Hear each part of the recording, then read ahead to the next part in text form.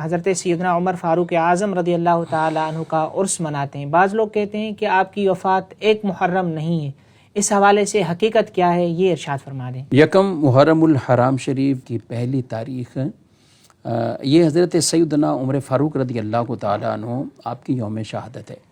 آپ کا جو آپ پر حملہ کیا گیا ہے وہ 26 کو ہے یا 27 کو ہے، یہ تاریخیں ملتی، اور پھر حملے کے بعد 3 دن تک آپ حیات رہیں اور پھر آپ نے شہادت پائی ہے۔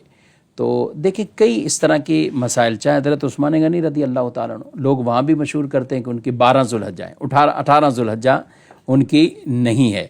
اچھا، اسی طرح ہم اگر بیان کرتے ہیں، حالانکہ اس بات پر اتفاق ہے کہ عثمان غنی رضی اللہ تعالیٰ عنہ آپ جس دن شہید کیے گئے روزے کی حالت میں تھے، تو 12 ذوالحجہ تو آپ نے روزہ کیوں رکھا؟ وہ تو عید کے دن چل رہے ہیں، تو آپ روزہ تو نہیں رکھیں گے، وہ تو شریعت میں ویسے ہی منع ہے ان دنوں میں روزہ رکھنا، کہ 10، 11، 12، 13 یہ ذوالحجہ کی تاریخیں 4، اور ایک یکم شوال، پہلی شوال یعنی عید الفطر کے دن 5 دن روزے حرام ہوتے ہیں، تو 18 ذوالحجہ۔ اب ایک تو تاریخی بات چیزوں میں اختلاف ہوتا ہے، تو پھر دیکھا یہی جاتا ہے کہ جمہور یعنی اکثریت کس تاریخ پر قائل ہیں اور مسلمانوں کا عمل کیا ہے۔ یوں آپ دیکھیں تو معراج شریف میں اختلاف موجود ہے، میلاد شریف کی تاریخ میں بھی اختلاف ہو سکتا ہے، اسی طرح میلاد ہو یا معراج النبی صلی اللہ علیہ وسلم، وہاں تاریخی طور پر اختلاف کیا جاتا ہے اور بیان مختلف اقوال ہوتے ہیں، لیکن جمہور کا عمل کس پر ہے، عوام کے اندر کون سی چیز، کون سی تاریخ رائج ہے؟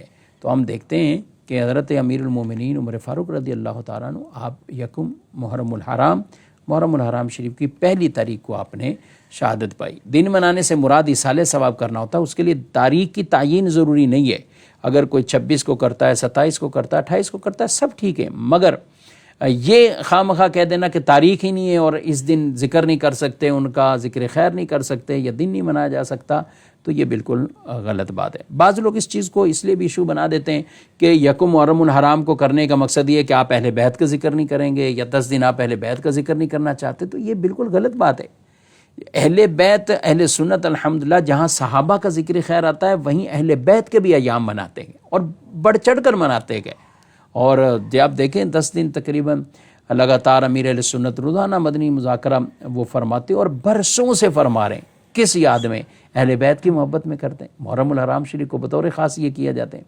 اچھا، اسی طریقے سے مساجد کے اندر اہتمام ہوتے ہیں، اہل بیت کے ذکر خیر ہوتا ہے، محافل کا انعقاد و اہتمام ہوتا ہے، تو یہ تقسیم آپس میں کر دینا یہ بالکل غلط ہے۔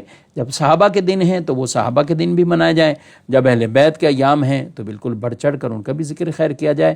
یہی ایک اعتدال والا اور اہل سنت کا ایک درست انداز اور طریقہ ہے، یہی کرنا ہے۔